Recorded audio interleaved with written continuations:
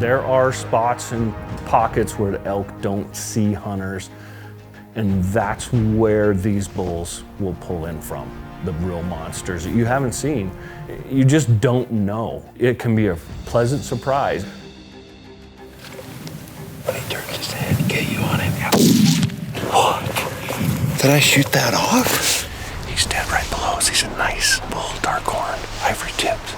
I got a dead bull in the snow, 20 miles back. It's gonna be interesting. We're going to take a look at the bull. Dark horn bugger.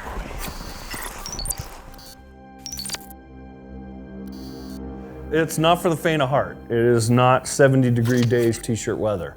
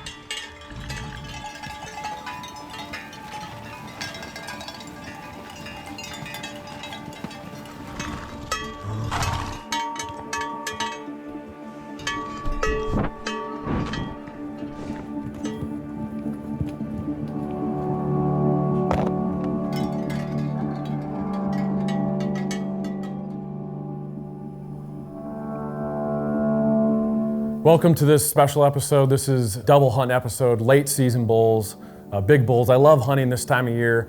The elk are just doing a little bit different things than what we're used to. It's cold, it's snowy. It's a lot of fun to be out there, but it can be brutal too. Yeah, it's a wild card, but it's not for the faint of heart. It is not 70-degree days, t-shirt weather.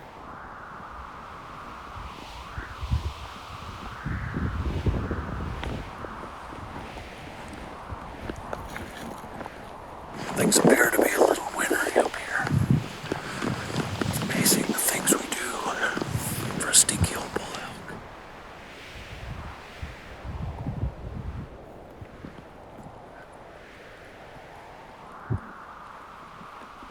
elk. Hey, Justin and Butch, I don't know what the name of this code is, I can't remember, but I'll tell you what, this thing is a bomb. I just went up over the top of that 10,000 foot peak back there, belly deep, snow on the horse, blowing like crazy.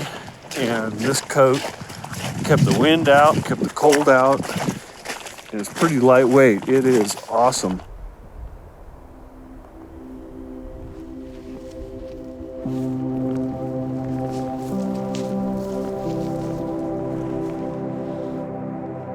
Colder the better. For sure. A little bit of snow helps. It's more, in my experience, it's more about temperature than snow. You gotta have that cold. Those temps have to get down, single digits or below zero. And why is that? Like, how does that trigger the elk to be out? I think it's a simple function. They have to feed the furnace. They gotta fill the furnace, and so that puts them in predictable spots. You know, they change their behavior enough to put them where they're just easier for us to get to see, to find. On those south-facing slopes, on those windswept ridges where the feed is, they're just thinking feed, bed, feed, bed. And those two things are usually within 100 yards of each other. I was gonna say, it's usually not far apart, and if it's really cold or a lot of snow or maybe after some rain, they may just bed where they feed and stay on those slopes all day, especially if it's like 10 below and they wanna stay in that sun. Right. And so that makes it, as a hunter, that makes it really easy to keep that animal located while you move in on a stock. And it extends your huntable hours per day significantly. You've been on with me on a few of those. I mean, we shot that bull late season Montana, like 9 in the morning? Yeah. I mean, it was late in the morning. No way that bull would be out that time of day in the rut. No way. I mean, they're timbered up by then. Your nights are longer, so you're not having to get up at 4 a.m., but the weather's the factor. I mean, that part isn't. So, you know, the worse, like I said, the colder the better. For sure. A little bit of snow helps, but it's more, in my experience, it's more about temperature than snow. Your hunt that you were on this year, that's one of those hunts where you need to rely on that cold weather and that snow because you're hunting in country that has so much green timber. In that country, we don't have those big open slopes and hillsides And mountainsides to drastic. look at. Yes. It's more rolling timber, and so it's not real glassable. Yep. But they have to come out of that timber to feed.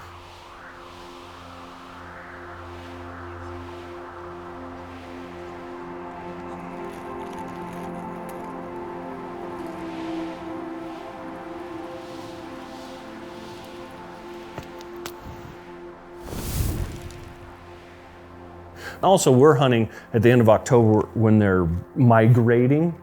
You're hunting when they've migrated. I Yes. mean, they're going to spend the whole winter there, probably find their sheds there.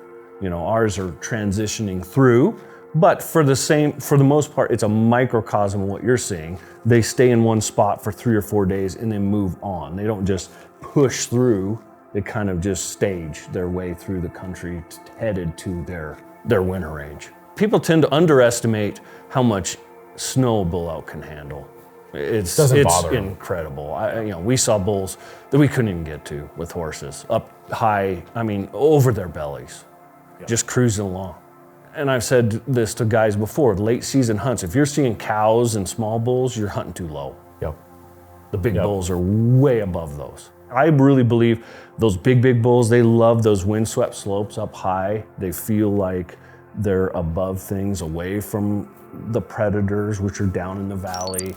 The windswept is exposing the feed, and also they're living on the inversions. Yeah. And it's 20 degrees warmer, Yeah. up there. It's like they have it figured out, and it's Yeah. usually the older bulls. So tell us about your kill and like the instance and like what happened. I mean, it happened kind of quick. Yep, the bull was on the hillside. We peeked up, and there's a drainage in the bottom. We peeked up over the edge, and he was up on the hillside, and he saw us moving or heard us. I think he probably heard us. It was really calm, and that's one bad thing about that time of year is you get those super calm days with snow on the ground, and it's just everything's crunchy. You know, we rode our horses in there, so they're hearing the horses come. They're kind of curious. We tie the horses up and we sneak up over the edge, and then we're not sounding like horses anymore. Yeah. And I think he was curious. There was 3 other bulls there. And then we popped up and he saw us. And he didn't know what to do, and he went down into the bottom. Instead of going up and out, I don't know why, he went down into the bottom, and I think he was gonna go down the creek and out there's a big willow flat down below us. Smart bull. Yeah, he's an old bull. And so I shot him, and it kind of happened pretty quick. I handed the camera to the wrong guy that didn't really know what he was doing. And I shot the bull one shot, and he piled up right there. But he's an old bull.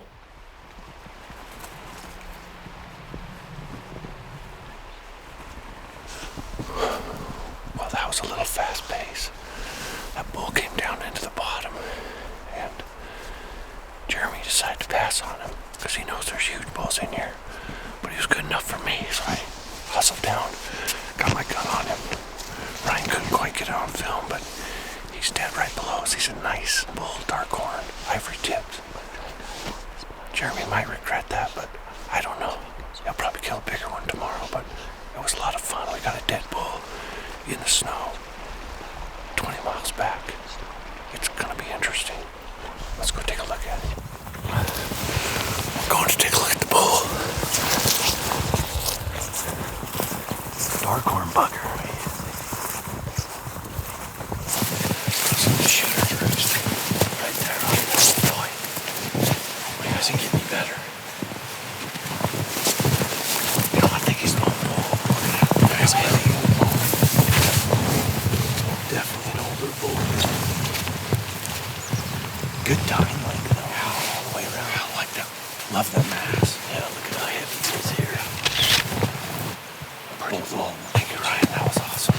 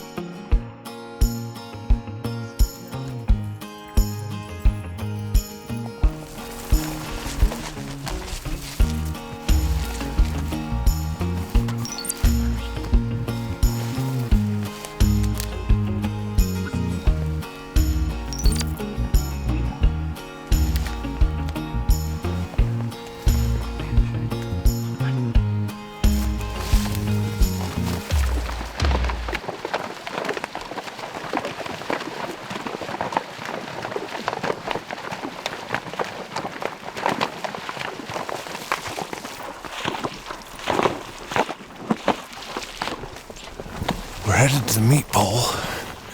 Here's a situation. We got a bull elk we got this morning. And he had a humpback grizzly in camp about an hour ago. Dogs ate on him pretty good, run him out, but now that we got a bull elk, he's gonna be back. It's gonna be a busy night here at camp. So we're gonna get the bull up in the meat pole. The bears can't get to him. And it should be interesting.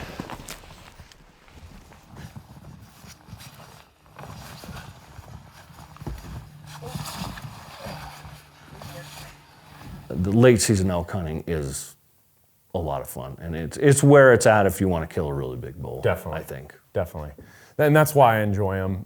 Usually, you have plenty of time to watch them, observe them. That's why I like hunting this open country. This hunt headed out with Brad, a good friend of mine. He came over to hunt with me, and we were middle of November, so we were a little bit later than what you were hunting. Yeah. But we're hunting winter range that is kind of the final destination of migrating elk.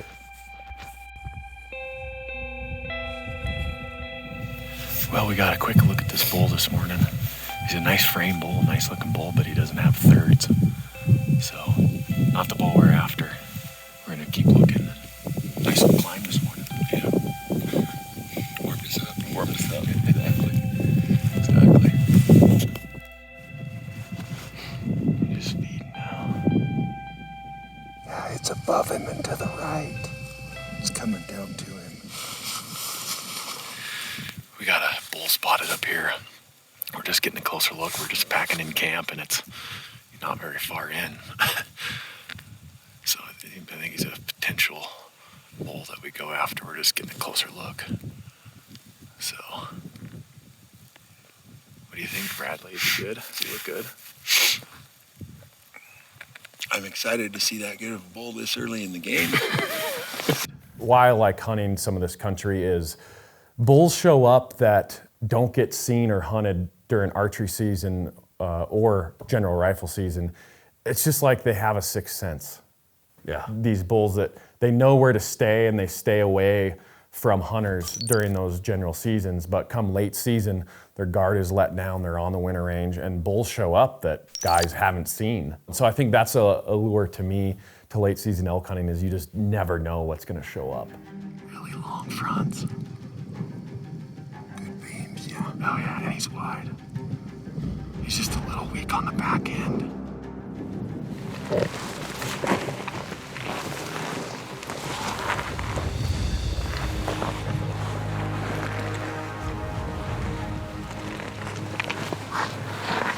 There's another one in the bottom. There's another one. What do you think, Brad? Lumber bull. Let's just go slow. Make sure they don't see us.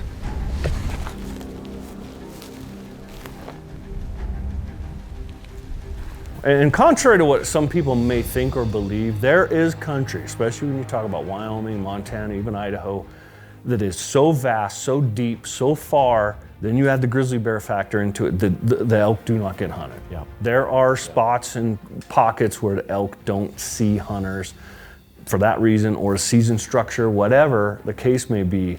And that's where these bulls will pull in from, the real monsters that you haven't seen. And you just don't know, but it can be a pleasant surprise. They're on this limb. They're right here.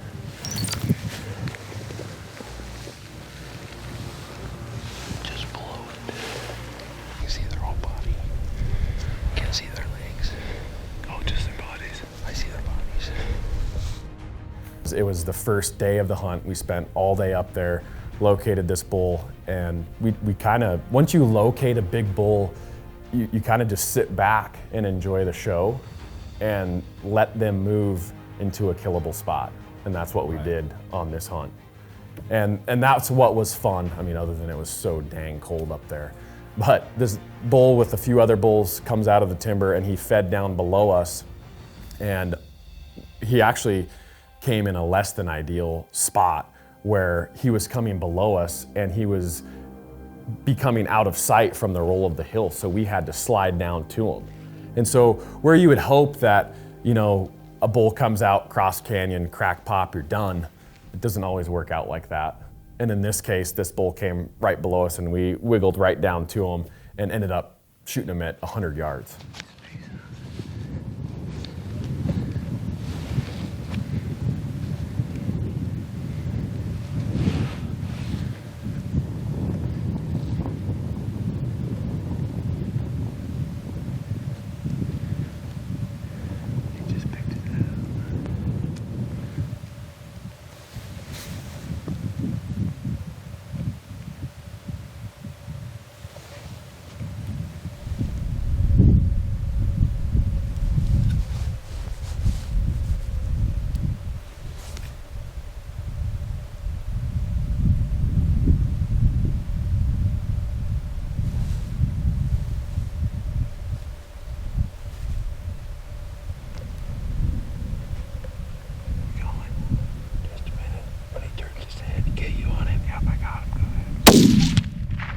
Again, you pounded him.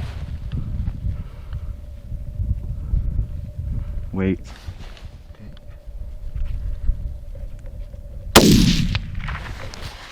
Got him.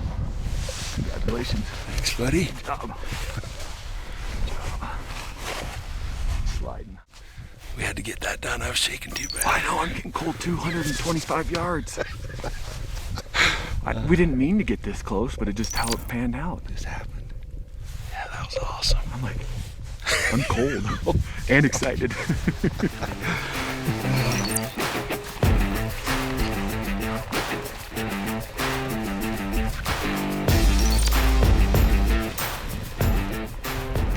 did that happen? What?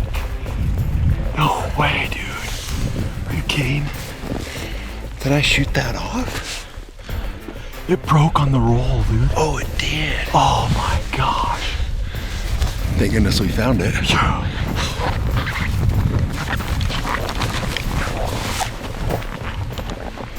Stud bull. Oh yeah, look at that baby. Heck yeah, brother. Yeah. Woohoo! That's what I'm talking about. That's bull, dude. That bull, dude, that's awesome. Awesome. What stands out to you? What do you like best about him, would you say? Man, honestly, I like his seconds and thirds on both sides are crazy good. That's way cool. Love the character. And show me what happened to the back end. Ooh. Well, we're headed out. It gets to the point where it's gonna hurt. It's gonna suck a little bit, but it's just the way it is. So we are trucking out. We don't have that far left really to go, but we do have some steep, nasty, thick stuff to go through down here a little bit. So last bowl of the season though. It's been a long year. I'm gonna end it on that right there.